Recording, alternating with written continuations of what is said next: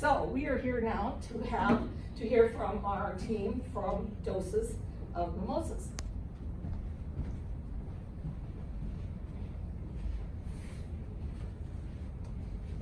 Okay, hello. We are Doses of Mimosas. We are the startup team. My name is Logan Boutin. I'm Peter Papanikolaou. I'm Will Kubicek. I'm Tina Damini. I'm Brittany Howell. I'm Katie Rock. And we will be showing you why you need to invest in Doses of Mimosas. So, our mission statement is to recreate brunch in a new way. And so, one of our first things that we're going to do is provide a first mimosa to each table. We have an assortment of mimosas. Some are alcoholic, some are non-alcoholic. That way, some of our younger kids don't have an obligation to drink, of course. But other than that, we just want to change the way people dine in a new way. So, vegan menu options are available. We have, we want to be progressive with our mindset, and we want to make a new dining experience from everything else you've ever done before. So how are we going to do that? Like I said, that first complimentary mimosa is free, and then we have that vegan menu. But a lot of vegan menus are just kind of like a kid's menu on, the big size menu. It's just a small portion of some of the other menus, and it makes vegan people feel kind of left out from the rest of the menu. But we want to change that. We want to have an entirely new vegan menu, and that way people who want to choose to be vegan and do that thing, then they don't feel left out. They get their own entire minute. They get their own entire menu to do what they need to do. And so our target customers are mainly young adults, young families, and college students. Those who are going to be progressive with their views and not view drinking at brunch as taboo. We don't want people to be judgmental in a restaurant. We want to provide a clean, friendly environment for everybody. And with that being said, I'd like to introduce Mr. Peter, and he will go over the next few slides. Thank you, Logan.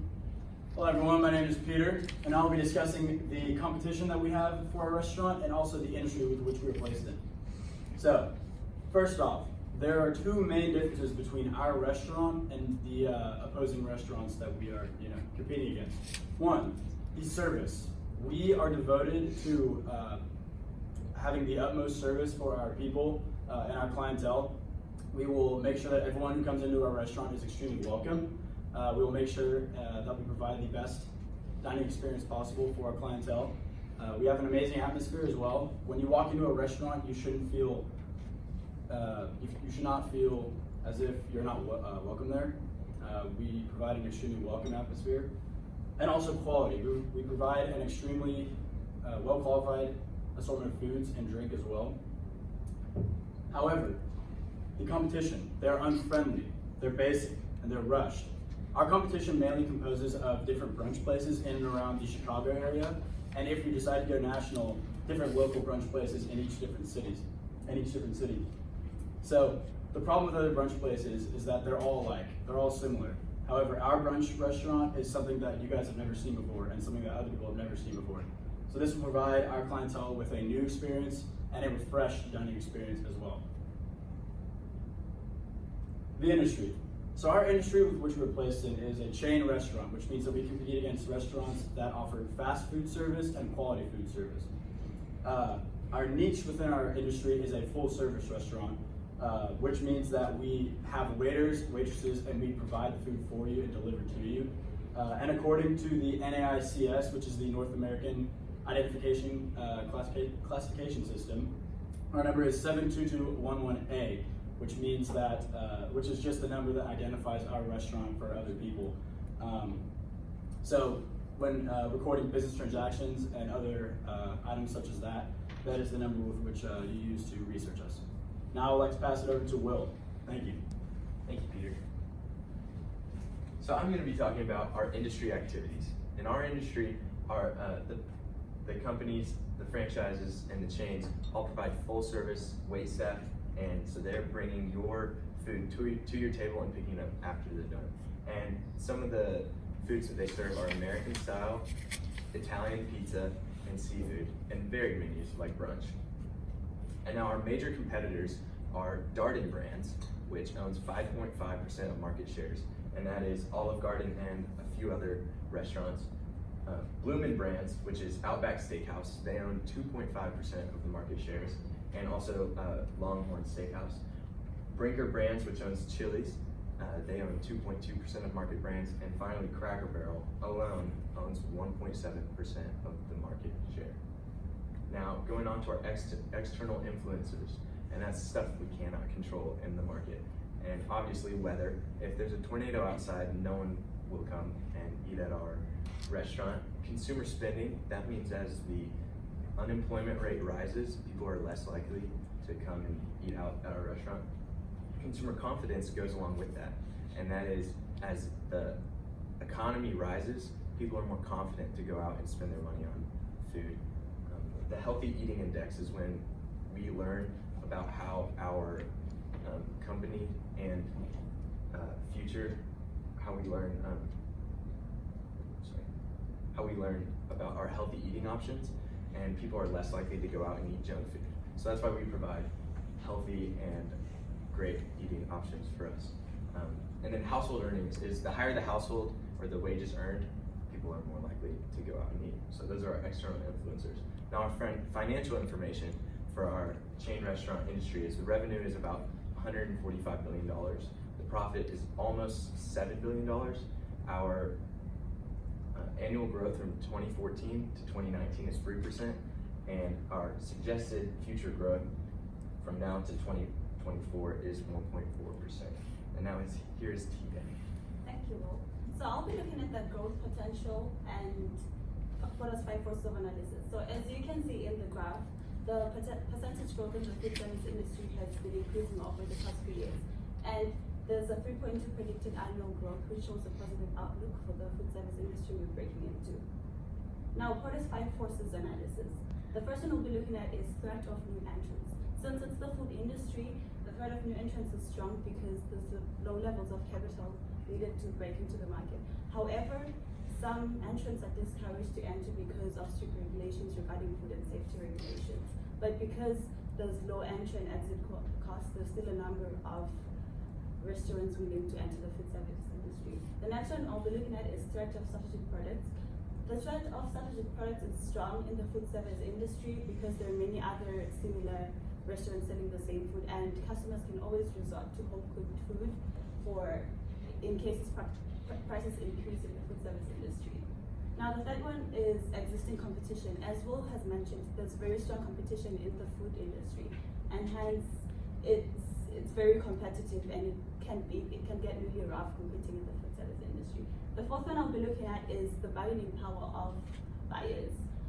Buyers are very sensitive to price changes in the food service industry because of the many substitutes I've mentioned before, and also because they can always resort to home cooked food should prices increase. However, loss of one buyer does not result in a significant decrease in revenue, hence they have moderate buying power. And the last one I'll be looking at is the bargaining power of suppliers. The bargaining power of suppliers in the food service industry is low because it's moderate because they're low switching costs as well as various supply options. However, the products in the food service industry are homogeneous, hence if you want to compete and be strong, you need to differentiate your products. Now, we're located in Chicago, Illinois, and as Doses of Mimosas, we value communication, and we can be reached by email or by phone. Thank you. Brittany will take over. Thank you, TP. Again, my name is Brittany. And I'm going to talk to you guys more about our company information. So to start, I want to give you guys a little bit of background about our startup management team. We're a very uniquely qualified startup management team. So Peter owns multiple bars throughout the United States. Katie graduated with an MBA with a focus in marketing. Will graduated with an MBA with a focus in finance. I myself am a restaurant owner. T-Pay serves on the board of directors for Darden. And Logan went to the #1 culinary school in America. And then to give you guys a little bit of history, our founder, Shay Michaels, thought to herself, who doesn't love a great brunch restaurant? And let's create an innovative idea where we can go have meetings, we can go hang out, and we have mimosas. So the purpose of Doses of Mimosas is to serve younger people, younger families, people who don't think it's taboo to drink with breakfast. And then our second purpose is obviously to serve mimosas with our meals. And so the way that we want to accomplish this purpose is by creating a vegan menu that doesn't feel like a kid's menu, something that has its own healthy options and are vegan and vegetarian friendly. This is not something that other restaurants are doing. They've got very small vegan menus. It's what sets us apart. And then our second goal is to serve mimosas like a Mexican restaurant would serve chips and salsa. They're brought immediately to the table. And the first one is free. So then our objectives are to provide milk substitutes and egg substitutes. A good milk substitute is coconut milk, and a good egg substitute would be mashed bananas. These are very popular among vegan restaurants and replacements for things that are not vegan.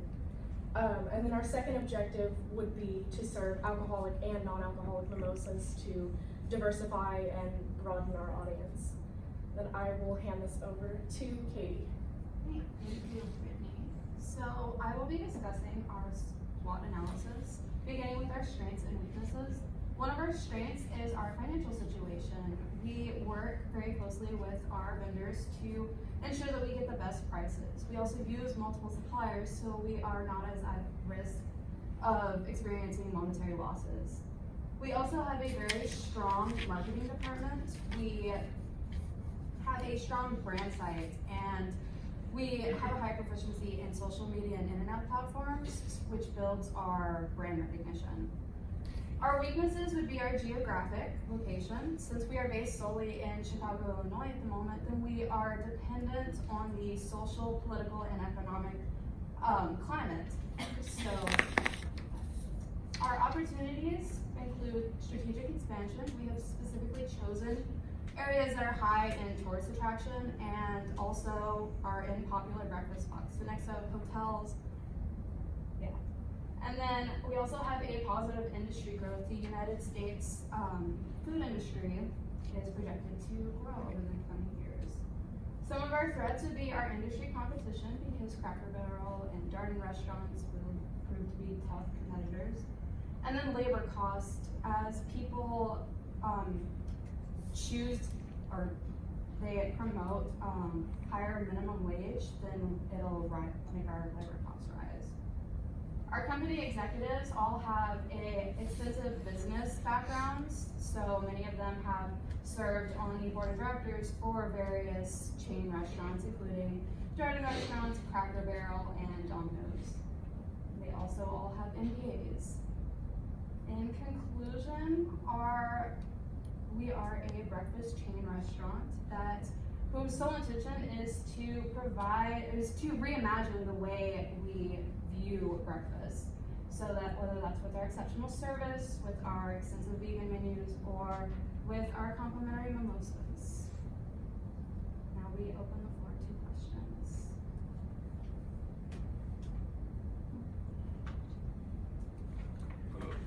As far as like the things you can't control, you stated earlier, like weather and stuff, how would you better prepare yourself for like an economic problem as far as like a recession or something to protect yourselves from going bankrupt? We could basically change our suppliers to better, so that we can better afford what we're selling, and that would lower our costs. And we can also advertise more, kind of make it more of a value menu. So that's what I would say. How will all of your years of experience help you to grow your business? I think that we're a very strongly qualified team. We've got several people on our marketing team with MBAs, and having a bachelor's and a master's in a business field really gives you a strong core understanding of how business works. And I also think that having a bar owner and a restaurant owner, we know the restaurant industry, so we're able to expand combined with the people who have business experience. Could you explain how Cracker Barrel is a significant competitor to you? Do they serve alcoholic beverages? They don't, but they do serve breakfast. Like they're very well known for their Right. breakfast foods. and they also own a large majority of the market share, at least compared to the rest of the restaurants. It's definitely their size is their biggest advantage. It's not so much a competitor as far as alcoholic beverages, but it's more of a competitor in the brunch environment.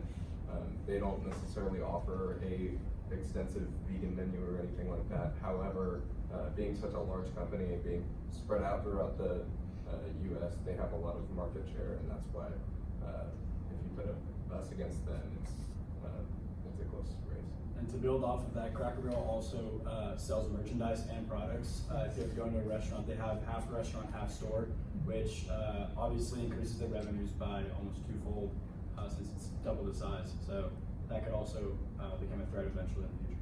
So do you intend to have merchandise?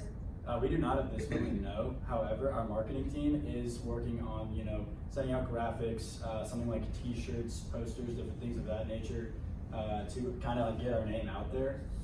Not exactly merchandise like Cracker Barrel does, but something, along the lines of like a brand of, maybe champagne flutes or T-shirts, hats, something of that nature. All right, thank you very much.